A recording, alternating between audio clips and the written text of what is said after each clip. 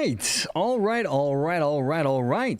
We are live once again, my friends. Thank you for joining me on another beautiful day in the not so cold, sunny Southern California, the land of milk and honey, some say. But others say liberal bastion. Who knows what the truth is? I guess it depends on what part of the state that you reside in. Let's make sure everything's operational. Here we go. Voice is working. Great. I swear the chat system has been all over the place since I did some updates here. All right, my friends, we've got a couple of stories we're going to talk about today. We're going to lead off with another corrupt judge trying to dictate how the chief executive branch has to run their agency, which is highly unconstitutional. The judge has no business doing that. We're also going to talk about this idiot, this criminal alien, this TikToker who was trying to out ICE, posting ICE raid alerts. She got arrested not that long ago, and now she is getting deported.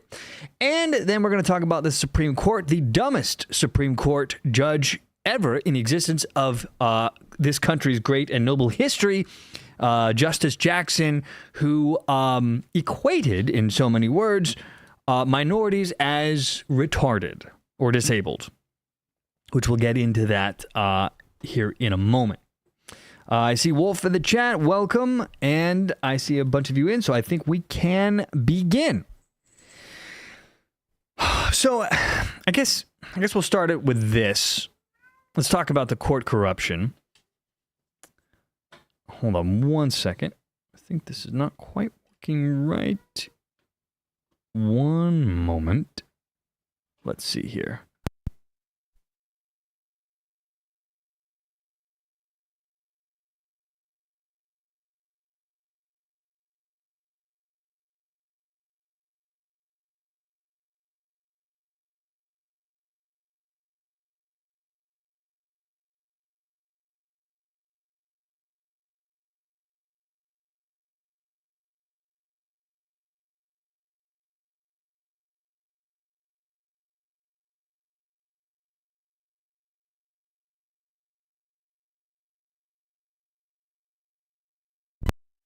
All right, that should fix it. Okay, I think we are operational. All right, so let's talk about this federal corrupt judge. My friends, court corruption in the United States is becoming, I think, one of the most dangerous elements within this country today. It is threatening the very survival of our country, our way of life.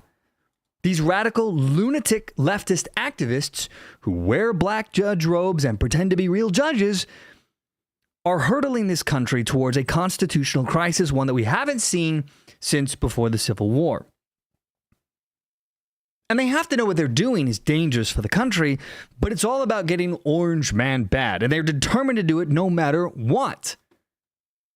They don't care what parts of the Constitution that they have to grind into the dust to do it, as long as they can hold up and delay, because, make no mistake about it, the radical leftists right now within the judicial branch are trying to run out the clock. That's what's happening right now. They know that he has only 3 years left, and if they can delay long enough, then they can mitigate what they see as damage to their long-term goals, which of course is remaking and breaking down this country into something new, something that it was never intended to be. That's where this is headed. And yet the Trump administration this whole time has been to abide by the judicial system, even the lunatic rulings of these judges. So far, for the most part, they have taken each setback that the courts have put on them and taken it and plodded along until they reach the Supreme Court, which inevitably will strike down whatever latest outrages that these political activist judges do. And then the cycle repeats as if nothing had happened prior, because the judges go right back to simply ignoring the Supreme Court. And it's just been rinse and repeat. It's maddening to watch, and it is unsustainable. And yet no one seems to really be doing anything about these corrupt judges who continuously and with ever greater frequency are usurping the rule of law, twisting it to fit their dark predilections. Danny Hahn says such a crisis is why we have the Second Amendment. SCOTUS has ruled no, so ignore her. Well, yeah, and the problem is that it's risky if you ignore the judges from a political standpoint and also from a chaos standpoint, because I believe that is what the left wants to happen. It's the excuse to say, see, orange man bad equals Hitler, Hitler, Hitler. We need to do something about it. So that's the risk that's being taken right now. Let's see. I've got an AP story on this, and I got Fox. Let's use Fox for this one. So this is by Rachel Wolf. Great last name for a Fox News writer. Obama-appointed judge says she wants body cameras for federal agents amid Chicago anti-ICE clashes. And keep in mind, this judge does not have any power to order the Trump administration to do this. She has no power. This is Judge Sarah Ellis, who expressed concerns about compliance with previous orders banning certain riot control tactics, which again, this judge has no power to do so.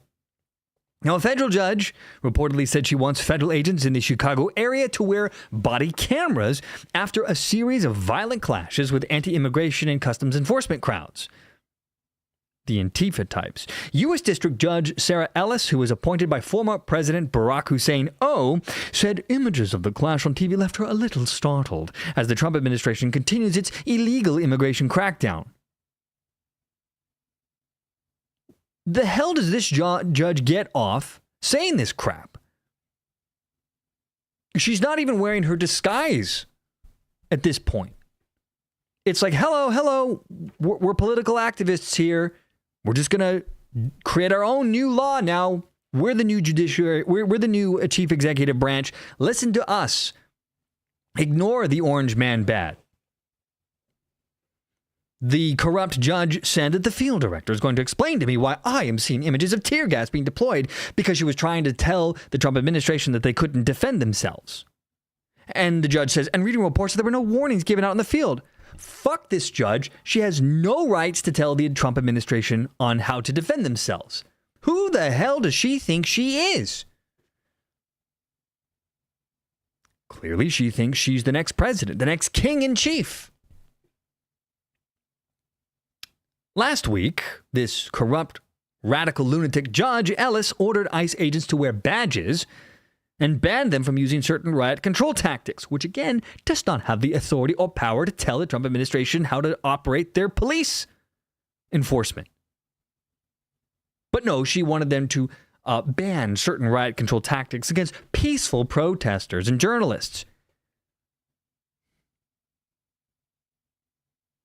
ICE agents have reportedly used tear gas, as they should, and taken other measures as tensions between the immigration enforcement officers and the public escalate because these a-holes are trying to attack them.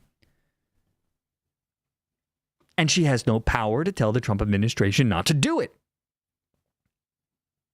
They are pushing for a constitutional crisis. They're trying to get Trump to say, to hell with the courts, so that they can ramp up the rhetoric even more and potentially justify large-scale riots and or hurting people is where I think this is going. All in the name of stopping the new Hitler, the new mad painter, orange man bad. Now the idiot Judge Ellis said, I'm getting images and seeing images on the news, in the paper, reading reports. Who the hell reads the paper anymore? Where I'm having concerns about my order being followed. Seriously. Who the hell does this judge think she is? And she said, I'm adding that all agents who are operating in Operation Midway Blitz are to wear body-worn cameras, and they are to be on. Which again, she can't tell the Trump administration to do this. There's no congressional law that she is operating on. She's simply trying to tell them how to do their job. She can't do this. Now, Justice Department Attorney Sean I'm not even trying to say that last name, laid blame on one-sided and selectively edited media reports, according to the AP. He also said it wouldn't be possible to distribute cameras immediately. And the judge said, I understand that. I would not be expecting agents to wear body-worn cameras they do not have. She added that the details could be worked out later. They need to tell her to go pound frickin' sand. Stop trying to placate this weirdo activist judge. Now, she said the field director of the enforcement effort must appear in court Monday. The ICE facility in Broadview, Illinois, a Chicago suburb, has been the site of several chaotic clashes and attacks, I'm adding that part, between federal law enforcement and protesters.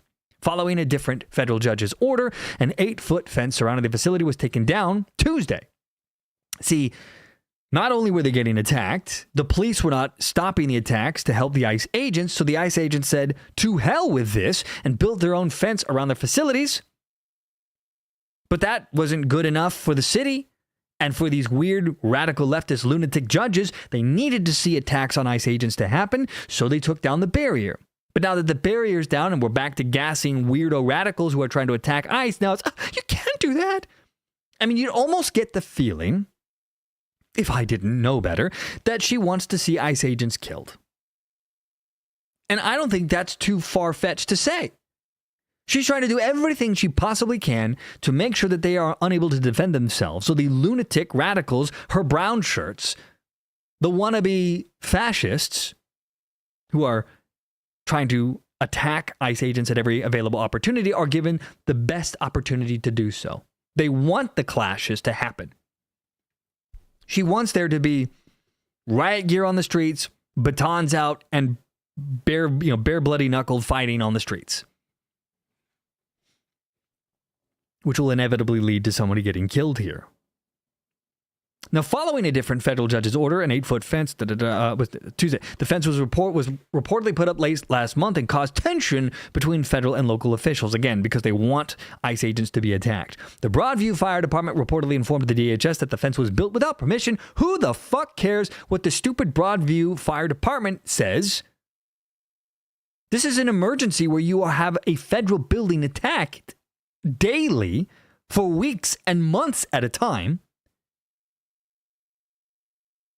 But oh no, didn't have permission on a public street. Color me not sad and not sympathetic whatsoever. And of course, this was under the village's jurisdiction, according to Fox 32. Danny says, declare first stage martial law. If that doesn't work, go right to third stage. And for badges, give them all 744, then ask their names. It's Malloy. Well, I think inevitably that's where this is all going to go. At some point, there's going to be a national emergency declared, because once the violence gets to the point where ICE agents start getting killed with some kind of regularity, and we're almost there now, then yeah, I think you're going to see this happen. Sharon says common sense people should be able to see through this. Yeah, well, I think common sense people do, which is why you're seeing Trump's approval rating on law enforcement remain exceedingly high. And it's why we've seen reports that Democratic polling data continues to fall. I mean, we're far away from the midterms, and everything that's happening right now will not directly influence the midterm elections. You could take that to the bank. It may feel like it right now, but no. The American public has the attention of a butterfly, and there will be something more important that'll happen next year. But we can see, and I'll touch on this later, but even CNN is noticing that the numbers for the midterm elections are cratering. And we'll get to this in a bit. And this is a thank you to Wolf for sending this my way. But I do think that's why the common sense angle is why the Trump administration has played this so close to the vest, and if not, just told the judges to pound sand. They want reasonable people to see what's happening. They want reasonable people to understand how corrupt the judicial system actually is. Because if it's just Trump telling you that it's corrupt and you don't see it with your own eyes, well, people who maybe have a left-leaning political ideology who aren't insane might say, oh, that's just Orange Man bad saying this. But when you can see it with your own eyes that the rule of law is being trampled underfoot by the left in every way possible, in every blue state, constantly, without end, well, you're gonna win hearts and minds here, which is what I think is happening here with the Trump administration. Now, Fox News writes that also on Tuesday, the Department of Homeland Security announced that 2 illegal immigrants were in custody after ramming their vehicle into a Border Patrol vehicle in Chicago during an immigration enforcement operation. This led to a clash with protesters. The illegal immigrants were identified as Luis Gerardo, whatever, and Pirela Ramirez, and yonder Enrique Tenifi Perez, whatever, both of whom are from Venezuela. A senior DHS source told Fox News that the two rammed into a Border Patrol vehicle and attempted to flee the scene. And by the way, I think this might be controversial to some of you, but I think if you're hitting someone with your car, if you're throwing rocks at cops, those are potentially lethal force that you could kill someone with those things. I honestly think ICE and these different agents should respond with lethal force. I don't think we should be playing patty cake with these lunatics anymore. You might not agree with me on that, but honestly, that's what I think. You cannot have this constant terror being enforced by these brown shirts and expect rule of law to continue. Because once Trump is gone, the next president that comes in is either going to be a leftist or probably a weaker at the knees Republican like we normally get. I mean, you never know, right? But you'd have to assume that you're not going to continue to get this kind of focus on illegal immigration long term. And when you have a crisis of 25 to 30 million people in the country, possibly more, certainly not less, well, you have a limited amount of time to ensure that you're going to get mass deportation underway. Now, the illegal immigrants, Now, this morning, while conducting an immigration enforcement operation in Chicago, a DHS spokesman said a vehicle driven by the illegal aliens rammed a Border Patrol vehicle and attempted to flee the scene. Border Patrol pursued the vehicle and was eventually able to stop it utilizing an authorized precision immobilization technique, or PIT maneuver. And once the vehicle was stopped, the suspects, who were both illegal aliens, attempted to flee on foot. As Border Patrol arrested the subjects and attempted to secure the scene, a crowd began to form and eventually turned hostile, and eventually crowd control measures were used. And by the way, we need to see mass arrests when this happens. They're impeding law enforcement. We need to see mass arrests and prosecutions.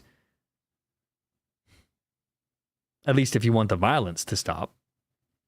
Now, as Border Patrol arrested the subjects and attempted to secure the scene, Now, during the clash with protesters that followed the incident, federal officers deployed tear gas, exposing 13 Chicago police officers on the scene to the riot control agent. Well, too bad. Several Democrats, including Illinois Governor J.B. Pritzker, who needs a salad, has pushed back on the Trump administration's immigration enforcement policies. President Donald Trump recently called for Pritzker and Chicago Mayor Brandon Johnson to be arrested for failing to protect federal ICE agents. It's more than failing to protect ICE agents. They're actively aiding the terrorists, the domestic terrorists. And the fat man governor said, "I will not back down. Trump is now calling for the arrest of elected representatives, checking his power. What else is left on the path to full-blown authoritarianism? We must all stand up and speak out." Of course, these are the guys making sure that it escalates this way because they want the illegal aliens to remain, because they're looking at permanent power if they can just get this underclass citizen amnesty. That's the goal. Now, Fox News Digital contacted the stupid Judge Ellis, which acknowledged the judge's courtroom statements, but noted an official order has not yet been issued regarding requiring federal agents to wear body cameras. The White House declined to comment, saying it would need the full order to do so. So, again, you just got a retarded judge, a political activist judge, popping off at the mouth, thinking that she can tell the Trump administration how to operate their agents here. And she can't do that. Article 2 vests law enforcement execution with the president as chief executive, not some stupid federal judge. Judges are not elected. They're not accountable. And they do not get to run the Department of Homeland Security's operations. Full stop. For judges to be able to do this, you would have to have explicit congressional authorization, which they don't. You don't have congressional authorization saying that body cams must be used for Justice Department. You don't have any of this stuff. So these judges are trying to usurp power from the executive branch. That's what's happening here. And this isn't isolated, and I think we all know that. This is part of the pattern. District judges are going to continue to defy the Supreme Court, the rule of law, and they're just continuing to issue their nationwide injunctions. From immigration policy to border enforcement. It never ends. And if these courts are able to get away with this, then you will have tyranny without end from the judicial branch. So, I don't know. I don't know how you stop this short of telling the judges to pound sand, remove them, because you already have the Supreme Court backing up the Trump administration saying you can't do this kind of stuff, and yet they continue to put this stuff out there. They continue to attempt to thwart the rule of law. And at some point, you have to get rid of these judges. And until that happens, this is just going to continue. Or the Trump administration can choose to just ignore them. But of course, that too is rife with peril. Danny Hahn says, I'd love to see Jabba the Prickster in orange. Yeah, doing the perp walk, I don't think I'd feel bad for him. And hey, he might get better, less fat-inducing food in jail.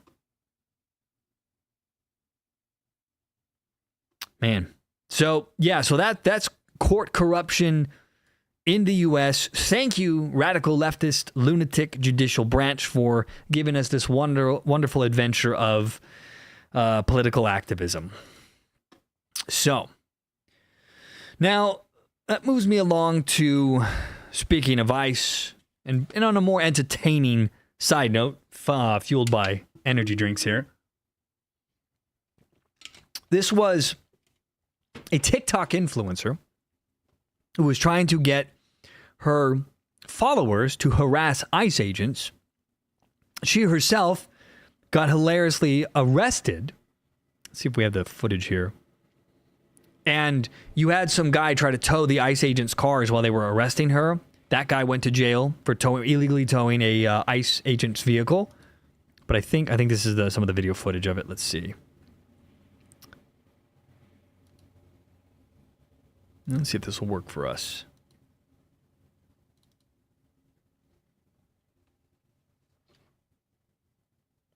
Doesn't seem to.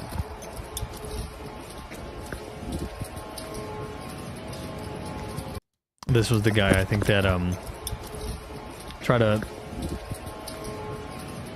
pull the vehicle. All right, well, we'll just move on from that since it's not working. Anyway, the bottom line is she was shrieking and crying. I think she was drunk or high or something. And it all got caught on footage because she was live streaming it when she got arrested. Because she was illegally here and, well, oopsie doopsie, it didn't go well for her. This is Breitbart, conservative news outlet, by Randy Clark. Criminal alien TikToker influencer who posted ICE raid alerts is deported to Colombia. Oh no! So sad. An illegal alien social media influencer who filmed and posted information and videos about ICE raids in California was deported to Colombia last week. Womp womp. Tatiana Mafla Martinez, a Colombian national who had snuck into the country illegally, breaking our laws, and yet was making money on TikTok here in the U.S., was arrested in August over her previous conviction of driving under the influence. Well, there is a wonderful non-citizen DUI, an illegal presence in the United States, according to ICE. It would have been much nicer if she had spent, maybe a few years in jail before getting deported, but I guess you can't win everything. Assistant Secretary of Homeland Security confirmed the deportation of the 24-year-old illegal TikTok influencer. Mafla Martinez posted on as Tatiana Martinez 02 had more than 48,000 followers on the platform. The social media activity included postings about personal information and multiple posts alerting followers about ICE raids in Los Angeles and other parts of California. This was the Homeland Security's X post. Lady Tatiana is a criminal illegal alien from Colombia who was convicted for driving under the influence in Los Angeles. Martinez entered the country in 2022 and was released by the Biden administration. Of course, it was the Biden administration. Man, they let in so many millions of people. It's hard to even imagine. And so the Homeland Security post says, if you break the law, you will face the consequences. And in this case, they sent her dusty butt back to her land of origin. Now, as reported by Breitbart News, ICE arrested Mafla Martinez on August 15th while she was streaming live on the platform, and her arrest was captured on video and widely circulated on social media. And I think we actually did a video about that a number of months ago. The video of her being arrested shows the influencer screaming at ICE agents in Spanish from within her Tesla. And of course, they opened the door and forced her out anyway. The DHS Assistant Secretary Tricia McLaughlin commented on the arrest at the time, saying on August 15th, ICE arrested Tatiana Martinez, a criminal illegal alien from Colombia who was convicted for driving under the influence in Los Angeles. In a social media post on X, McLaughlin added this criminal illegal alien entered the country, blah, blah, blah, which we saw. During her arrest... so this was the guy that got arrested. So during the arrest, an illegal alien tow truck... So the tow truck driver who tried to help her by stealing the ICE agent's car by towing it was also there illegally. Now that is rich. Holy shit. What was he thinking? He had to know he was going to get deported for this. That's this idiot right here. Oh my God.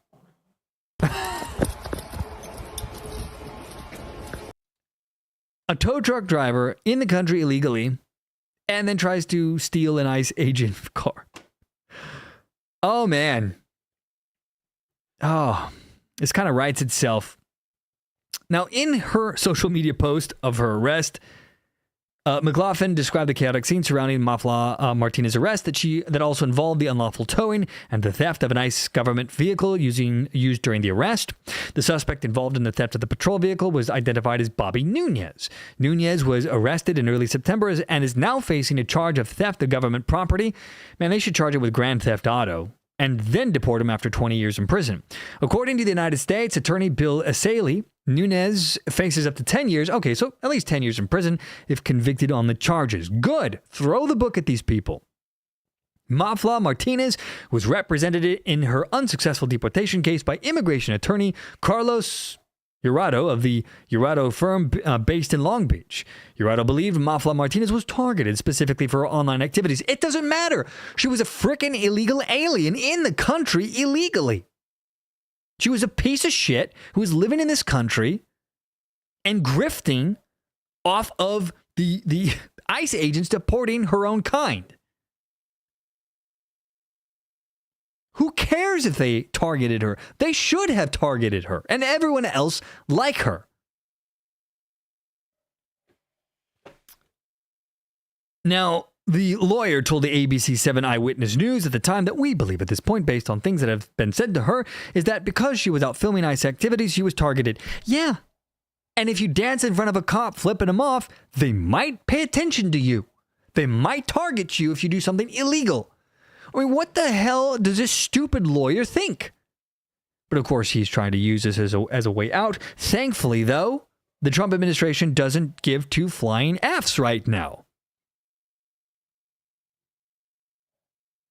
Now, until her removal last week, this Martinez crazy chick had been detained in a nice facility, nice, in Southern California. So goodbye to the TikToker of destiny. And I hope she doesn't ever make it back into the country. That would be nice. Some of the comments on the post. Good riddance, deport them all. Man. What? Oh. DUI, DEI, ICE, everyone check your bingo cards. That's right, we should have bingo cards for that. Nano Reaper says you literally can't make this stuff up. These people are crazy. Yeah, they are absolutely insane. But see, you have to understand, they got to this point because you had zero enforcement, essentially, for the last 2 decades. In fact, the left has been ardently trying to support them staying here. There have been 9 attempts at granting them amnesty over the last 2 decades. And you have to understand, this all goes back to Amnesty 1986, when we granted amnesty to 2.7 million illegal aliens. 70% of them would vote Democrat, and the reason why they did is most people that come here illegally are of lower socioeconomic class, and by existing, most of them need government assistance. People that need government assistance tend to vote for the party that gives them the most stuff. That happens to be the Democrat Party that plays Santa Claus. The Democrat Party learned in the 80s that, wow, we can flip states blue. California, where more than half of the illegal aliens were in the 80s, 1.5 million, received amnesty, and they would vote overwhelmingly Democrat. California used to be a purple-red state. It had voted Republican for 30 years, from the 1950s all the way to the 1980s, and never again, because that huge group of voters all voted Democrat, overwhelmingly, 70%. California flipped blue. Now it's over 62% Democrat. They realized they could replicate this. And that original amnesty deal with Reagan and Tip O'Neill, they were supposed to build a wall. If you want to know why Trump was able to build part of the wall in his first term without congressional approval, is because he didn't need it. The bill to build the wall had already been passed. So what the hell happened? Well, the Democrat Party defunded the wall by the early 90s. They realized the opportunity. They could import millions and millions of new citizens. Because make no mistake, that's the point of illegal immigration, is simply just to, by fiat, grant them citizenship, and in turn will expect loyalty from this voter base. If you've got 25 to 30 million and 70% vote Democrat, that is generational power. That's what all of this is about. This is why those radical, lunatic, leftist hack judges are trying to fight Trump tooth and nail. Because it's decades in the making. They're so close they could almost taste it. In fact, Biden tripped and fell on his own vegetable face during his term. They even tried an amnesty run in 2021. It didn't pan out, but they were damn close. It was that close. We got lucky. Damn lucky.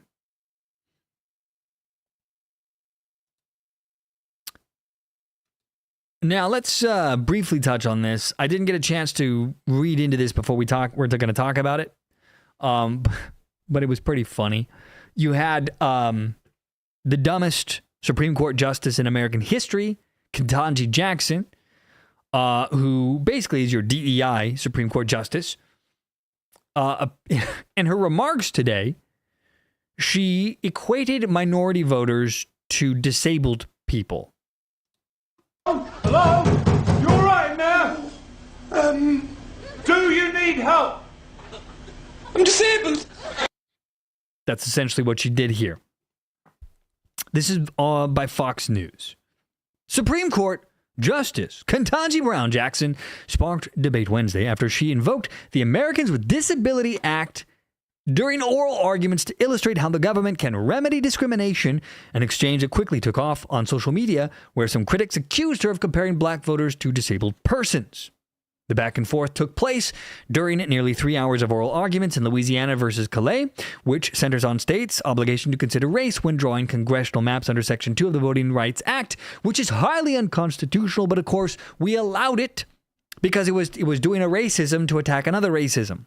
Essentially, the Democrat Party, the creators of the KKK, the states of slavery, Democrat Party, the Jim Crow law, Democrat Party, they were trying to use racism to keep black people from voting, to punish them for the mere existence of being free in the United States. They had lost the Civil War, but the Democrat Party didn't want to give up on their slavery. So they were trying to make life a living hell for the black community, which is ironic because the black community now votes for them by almost 90% on average. But at the time, this was the modus operandi. So the federal government had to go in there with troops to force segregation to end. And as part of that, you get the Voting Rights Act, which essentially said, fine, you did a racism, we're going to do a racism right back at you. But of course, long term, this is very bad because you've basically replaced one evil with another. Now you have discrimination based on race. And so rather than having a colorblind society, you have institutionalized by government fiat, by federal government fiat within the Voting Rights Act. It's a vile thing that never should have existed. You should never take into consideration people's race as to how to create a district. That should be illegal. It's the same thing as affirmative action. Illegal. But we did it because, again, it was all about punishing the racism of the old left. Absolutely disgusting that we went along with it, to be honest. Just disgusting. Now, Jackson's remarks were a follow-up to questions posed by Justice Elena Kagan, who had also pressed counsel for Louisiana on what remedies the government must provide in cases of discrimination under the 14th and 15th Amendments, and if they must take into account issues of intent. Going back to this discriminatory intent point, and the fact that remedial action absent of discriminatory intent is really not a new idea in civil rights laws. And my paradigmatic example of this is something like the ADA.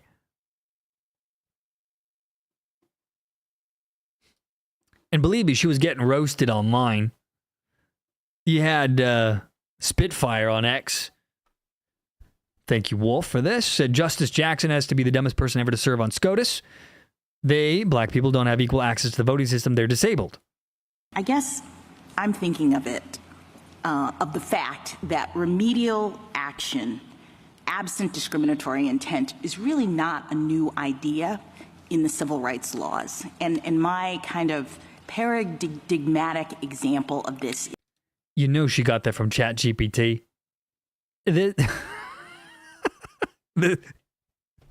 I doubt she even knows what that word means. Something like the ADA. Congress passed the Americans with Disabilities Act against the backdrop of a world that was generally not accessible to people. But the ADA knows no bounds on race or sex. You can be disabled no matter what your background is. That's the point. People with disabilities. And so it was discriminatory in effect because these folks were not able to access these buildings. And it didn't matter whether the person who built the building or the person who owned the building intended for them to be exclusionary. That's irrelevant. Imagine you're her and she thinks she's making a great point. How did she get to be a Supreme Court justice? Congress said the facilities have to be made equally open to people with disabilities if readily possible. I guess I don't understand why that's not what's happening here. I think she doesn't understand a lot of things. The idea in Section 2 is that we are responding to current day manifestations of past and present decisions that disadvantage minorities and make it so that they don't have equal access to the voting. So the solution is to disadvantage non-minorities? You can't do a racism to replace a racism and expect things to get better. This garbage needs to end. And retarded people like Ketanji Jackson, who should not be a Supreme Court justice, people like her are the reason why racial tensions continue. It's the same reason why you're starting to see all sorts of anger online with minority groups, things like BLM, the hate group, Black Lives Matters, and Antifa, who used racial tensions to promote themselves and to promote violence in the name of equality. All they're doing is making a new generation of young people who grew up, who had nothing to do with the 60s or the 50s or anything else before then, who are just, for the sin of being white, are now blamed for everything. These people are becoming bitter and angry. All you're doing is creating a new generation of people who might become racists because you're treating them like shit because, why, they're part of the evil majority.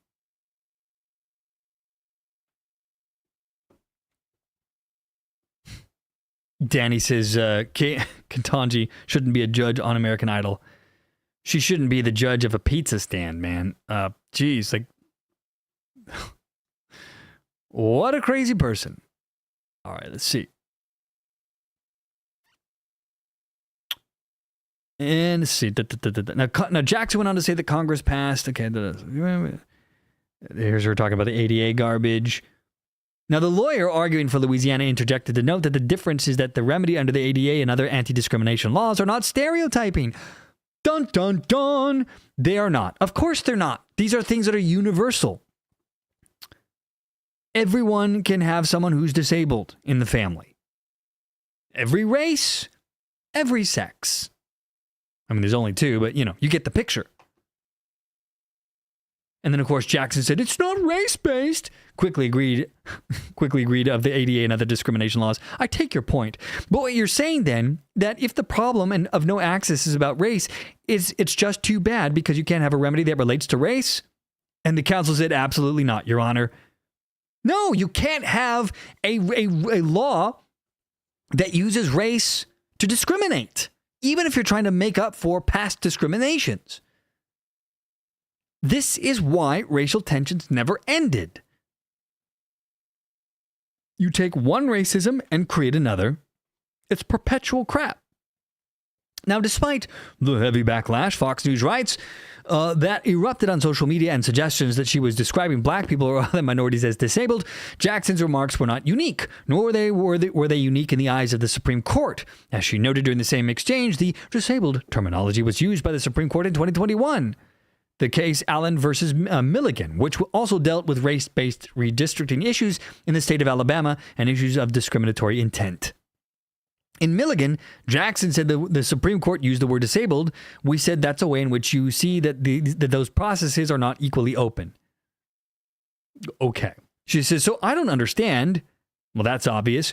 Why it matters whether the state intended to do that. What Congress is saying that if it is happening, which Section 2 gives us the tools to determine, you've got to fix it. The court's conservative majority seems poised to significantly weaken Section 2 of the Racist Voting Rights Act, though to what extent it will do so remains to be seen.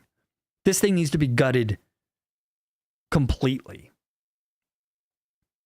The solution would have been to punish the hell out of the old Democrat-run states for segregating and for hurting the black community. Not create a new racist order that will give preferential treatment to someone based on the color of their skin, and therefore discriminating against another person because of the color of their skin. Two wrongs don't make a right.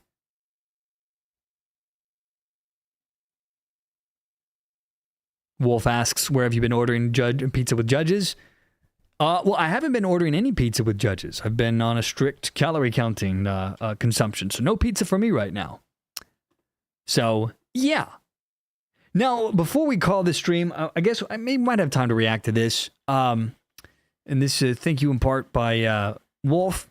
So, you have CNN kind of wigging out here about the polling numbers for the midterms are starting to shift in the wrong direction from their standpoint. And we'll see what they have to say about this. I have not previewed this, so we're going to experience it together, I think. And then we'll go from there. So let's see what CNN has to say. It brings with it a new warning sign for Democrats. Harry Anton running the numbers on this one, and let's try that again. The race to control the House in the 2026 midterms has taken a turn and possibly brings with it a new warning sign for Democrats. Harry Anton running the numbers on this one and sneaking in at the last minute. I've learned that way around. It was a good maneuver. Thank you. I wish people could see it. I have fantastic moves. It's the new shoes, as we spoke about yesterday. Okay, moving on.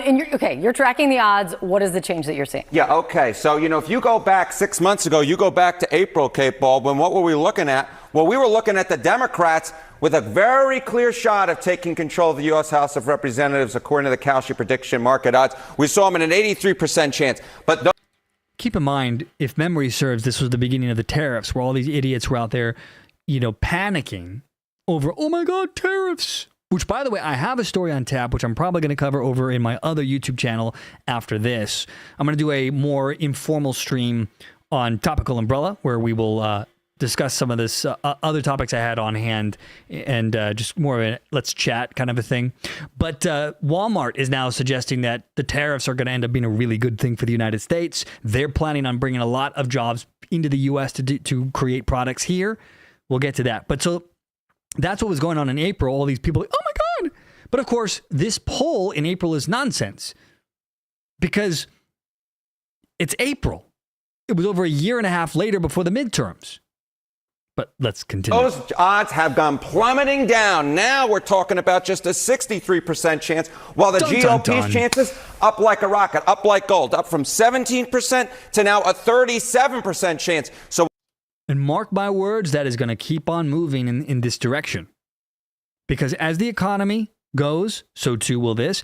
And when it comes to law and order, the more every illegal deported is going to be a plus in the Trump direction. will look like a pretty clear likely Democratic win in the House come next year has become much closer to a toss-up at this point, although still slightly leaning Democratic. What's changed? What are you seeing? Okay, what has changed? Well, why don't we just take a look at the national picture first? Take a look at voters and how they're feeling about things. And we can take a look at the generic congressional ballot. And I want to take a look and compare it to 2017, 2018, right? Because that's sort of the baseline. That was, of course, the first Trump term. That was where Democrats were sort of keeping pace. You go back to April, look at the generic congressional ballot. What'd you see? You see +3 Democrats in 2025 in April. You see +3 Democrats back in April of 2017. Now jump over to this side of the screen. What happens? Well, the Democrats are no longer keeping pace with the pace that they were setting back in 2017, 2018. You look back in 2017. Why do you think that was? Oh, yeah, the Russia collusion hoax. Russia. Attempts to impeach Donald Trump at every turn. This time around, that wasn't going to fly. People saw how corrupt Washington, D.C. really was. They all exposed themselves in the first term. With Trump winning, that whole gambit was destroyed. 17, you saw that the Democrats had leaped up to an 8-point advantage. I remember covering this. I remember a lot of folks, including myself, saying, you know what, Republicans look pretty decent right now in terms of the fact that they had the House, they had the Senate, they had the presidency, but things were likely going to flip. And I was looking for the same signs this year. The bottom line is it hasn't happened, Kate Baldwin. It hasn't happened. Democrats have stayed basically steady. They have fallen off the pace. Well, they stand for nothing. They stand for lunatic radicalism. They stand for violence. I mean, what do you think people are going to say or feel about this? Democrats were way out ahead back in 2017 on the generic congressional ballot. And now we're basically looking at Democrats ahead. But again, they are so far in back of the pace that they set back there. And so I think what a lot of folks are seeing, folks like myself, are saying, wait a minute, given what we might be seeing in redistricting, is this +3 going to be enough, Kate Baldwin? Well, that's what I was going to ask. One change from that cycle is also this mid-decade redistricting effort that we've been covering so much. Which looks like it's going to dramatically fall in the Republicans' favor. Because the Democrat Party has led with the gerrymandering for a long time. They have a huge advantage right now. And if the Republicans even the score, they're foobarred. Which, if we're being completely honest, is a good thing right now. Because the Democrat Party has embraced lunatism. I'm going to use that word again. Which, of course, isn't a real word, but we're going to go with it. They've embraced lunacy. They're dangerous right now. They're projecting with what they say about Trump, with what they want to do. Believe you me, if the Republicans could somehow magically gain access to power again, you better believe that revenge would come. You add that in, and what do you get? Okay, so we add that and we take a look at the national picture, but then we, of course, taking a look at the state legislators, right? They are potentially changing things, and there are two things that are going on here. First off, net mid-decade redistricting gains. If both sides max out at this point, there are more Republican gains possible than Democratic gains. This is why the left is freaking the hell out. Yes, the Democrats might try to counter a Texas and a California, but you go along in the different states and basically Democrats run out of room where Republicans are able to gain and gain and gain. If both sides max out, we're probably looking at a GOP gain of +7 House seats. That doesn't even take into account the potential gutting of the VRA that is right now going to be in front of the Supreme Court. If you add that in, you could be looking... The Voting Rights Act. What? Yes, exactly right. The Voting Rights Act. If you add that in, then you could be looking about adding 10, 12, 15, 17 on. In other words, if you got rid of the racial voting acts, you would have a massive explosion in the other direction, which is why the left is freaking out. Top of this 7 seats. So I think a lot of folks like myself are looking at this. Which again would be good, because I think the Democrat Party needs to spend a 40-year in the wilderness run here, similar to what the Republican Party did following, I think it was like almost 40 years before the contract with America with Newt Gingrich and the boys back in '94. They'd been out of power in the House for that long. And I think we need to see the same thing happen here until the Democrat Party calms down and manages to purge the radical lunatic side of their voter base. Because right now, it's dangerous what they're becoming. There's a reason why you got the Bernie bros, you got the Mamdanis, you got the AOCs. These are all directions that the Democrat Party needs to get away from, but they can't because they let the lunatics take over the asylum. Seeing, hey, wait a minute, those national polls are Democrats are not gaining the way that we expected. Then you add in the fact that the state legislators are adding potentially more GOP seats like they've already done down in Texas, like they've done in Missouri. And then you add in the potential gutting of the VRA, and all of a sudden it becomes much more difficult for Democrats to gain, especially given that they are not keeping up with their 2017, 2018 pace. And as you said, that also makes it difficult to compare it to past examples in history because this is such a different new landscape that we're looking at. It's a different new landscape, and we're not quite sure how much Democrats will have to be ahead in the National House vote in order to gain control. All right. Thank you, Harry. So it's not looking good for the Democrat Party, and this is looking good for the American people at large. So keep your hats on, my friends. We will have to see how all of this pans out, but man, oh man, oh man. So there you go. That is what's happening in the world of To Be Frank today. And I think from here, I'm going to take a look at my other topics I have on tap, the ones that didn't make the cut. And we're going to have a more informal live stream on my alt channel in just a few minutes after this stream ends. I got to get thumbnails, stuff like that put together. But Topical Umbrella is my alt channel, which, to be frank, is a channel that I run with a partner, and Topical Umbrella is my own personal channel that I've been developing for a very long time and have not been giving it as much TLC as I've been meaning to over the years, but that's changing starting pretty much now. And you're going to see more sarcasm, more humor in general here. And since it's a smaller channel for now, you get a lot more cozy conversations than, say, here with a larger channel where it can get pretty busy at times. But again, I just want to thank everyone for joining me today. And Sharon in the chat, thank you for being here. As always, Wolf, Danny for the, I see you in chat as well, and everyone else that's involved. And yeah, I'm going to wrap it up here. And then if you guys want to jump over and see me on Topical Umbrella, we'll pick up where we left off. I've got a couple of stories on tap. There is you got some charges against the Antifa terrorists. You've got a Karen getting fired from her job for yelling at people at a baseball game. Even got the Karen haircut there. And there's a few other things on there, so we'll just kind of see where that one goes. It'll be a little bit more informal than this and just kind of bouncing from topic to topic, and you'll get my live reacts without really having time to go over everything. So again, different vibe, and maybe we'll have a little bit more fun with that. But in the meantime, my friends, thank you again for joining me. As always, it's been a pleasure, and I will see you all in the next stream.